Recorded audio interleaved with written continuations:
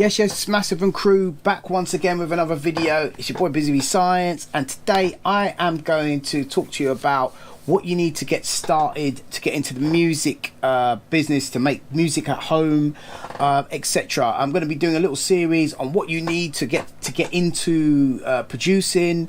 If you're just starting from the very beginning, this is a good way for you to have an entry point to learn what equipment you need. And also I'm doing a course as well, and it's exclusively to members, on how to make music in Cubase from scratch. So without further ado, let's get into it. So first of all, we're discussing audio interfaces. Audio interface allows your computer to be able to handle, okay, I'm trying to say this in the simplest way possible, to be able to run the necessary software to make music on.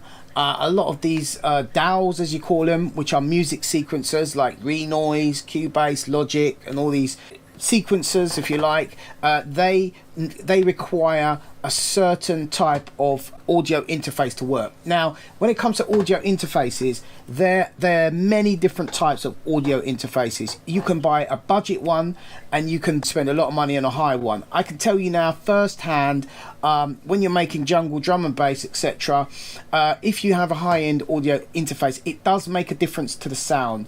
I used to use a M audio audio interface, and I produced a lot of stuff on this one, on this audio interface. This was a Profire 610. Now I would recommend this for anyone starting out, but however, it's kind of left behind in time now with all the Windows updates and stuff. You'll probably struggle to get this to actually work, so I wouldn't buy this unless it was part of a second-hand PC package that came with that installed and working. So I'm going to have to recommend you guys something going forward which is going to be a better option, and that would be something like this. As you can see, £89, buy your nice little get starter audio interface. I've actually done a video where I've tested this audio interface. I've used it with, I believe, Renoise, and it's handled it quite well. And this will be great for you guys to get started. It's got a headphone jack on the front, and you simply just wire it in with USB. Might come with the CD. These days most of these stuff is recognized automatically.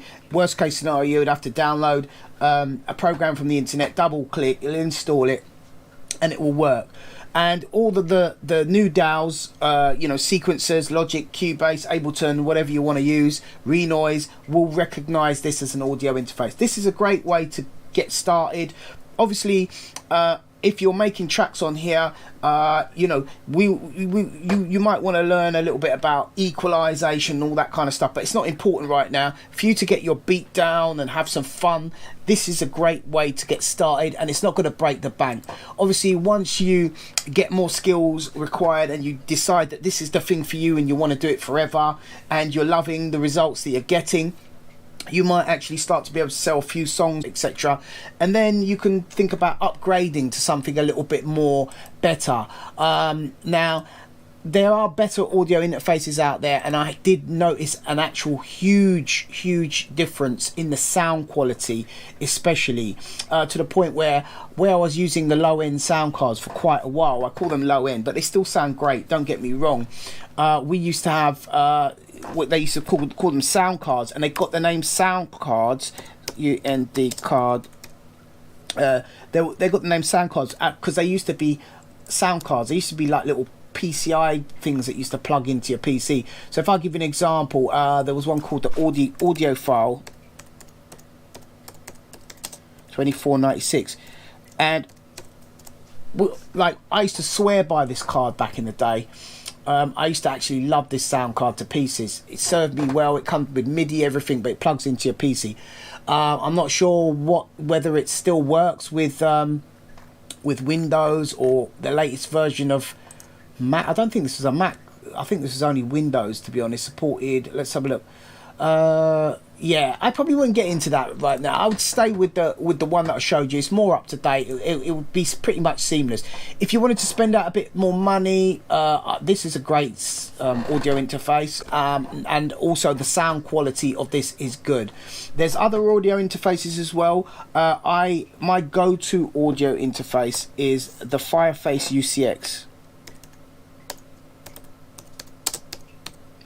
But this is, you know, for years I was rolling on one of the low end ones, but this audio interface for me was a game changer in terms of the sound quality and stuff. It's real professional grade stuff.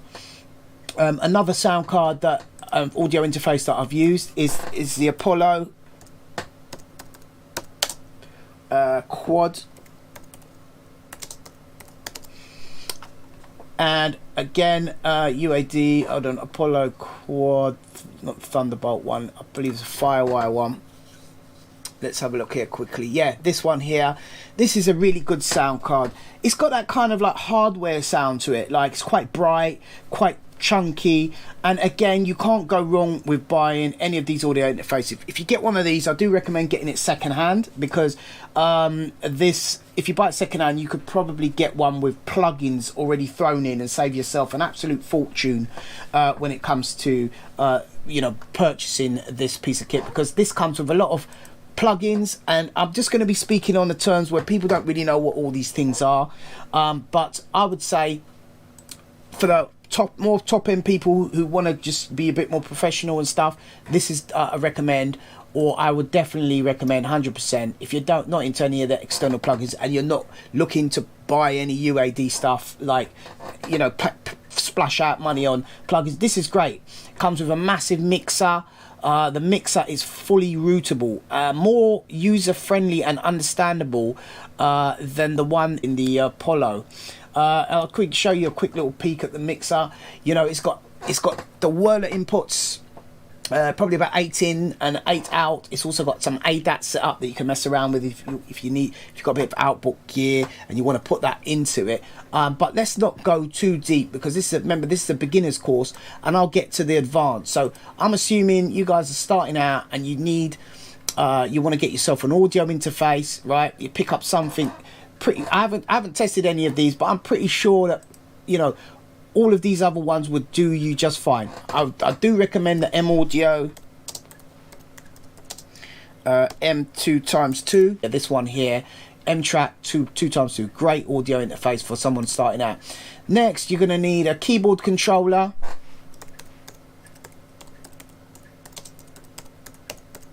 Like, maybe I would recommend the Akai one. Akai's got a really nice one. If you're stuck for space, Akai keyboard.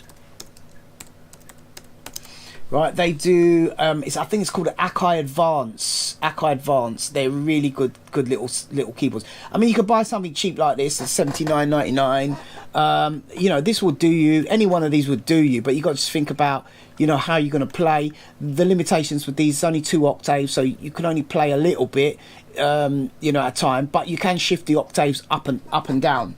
You know, the keys, so you can. And then, for those who don't know what that is, you're going to be playing low keys, high keys, etc. But let me just show you a nice investment, Akai Advance.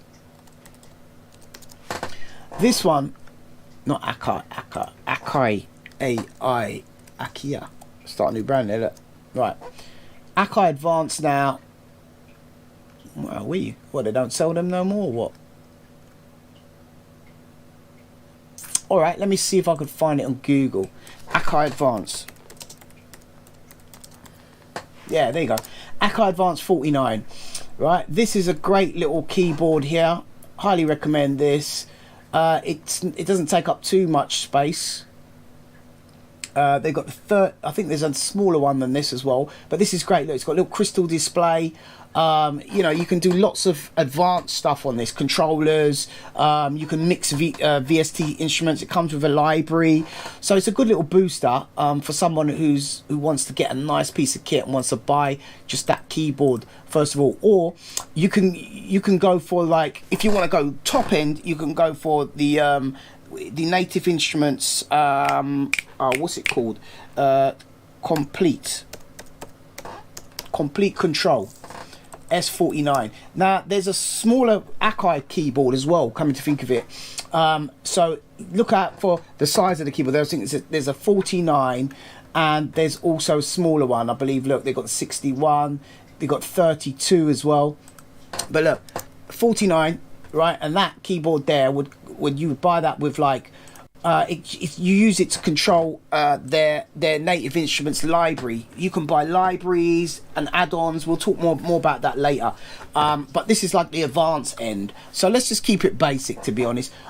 Yeah, so I'm going to go back. You know what I'm going to do? I am going to recommend, guys, if you're just starting out, like I say, if you want to spend dough, get yourself one of these. Look, little 49 Akai Advanced, great keyboard. If you don't want to spend dough, you just want to have a bit of fun, then I would go for something like this. Nice little keyboard.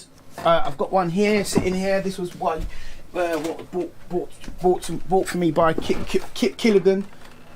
Little thing, nice little cute little keyboards, keys. That'll get you started. 69 quid. They've even updated this one now. It's got more buttons on it, you can see on there. So you'll be well ahead of me.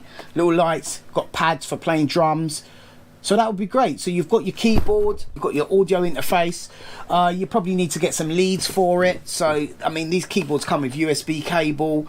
So what else do you need? You need some you're going to need a set of speakers. I recommend get yourself a little KRK Rocket 8s. I think the Rocket's spelt with an IK.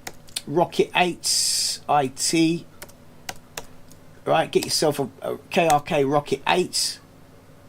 There you go. These are decent, but again, look, you got Rocket RP8 here. There's a set of M Audio ones. I wouldn't buy them. They sound a bit crappy, but get yourself a decent pair of speakers. If you're going to make music, you know, you want it to sound good. These have got, oops, excuse me. These have got a little bit of sub on them, but look, this is a good deal here. Look, it's a little bit top end on the price, but look, 459. You get cables and you get some sort of pads to sit with it.